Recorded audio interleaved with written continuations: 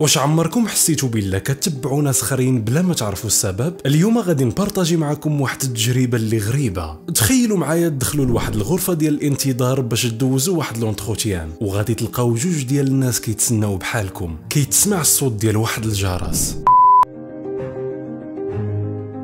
وكيوقفوا دوك جوج الناس اللي كيتسناو بحالكم، وفي اللحظه كيتسمع الصوت ديال الجرس وكيوقفوا دوك الناس اللي كيتسناو معاكم، وكيتسمع الجرس عاوتاني وكيجلسوا. السؤال اللي غادي نطرح عليكم دابا هو واش غادي تتبعوهم في داكشي اللي داروا ولا لا؟ في نظركم علاش هادشي كامل؟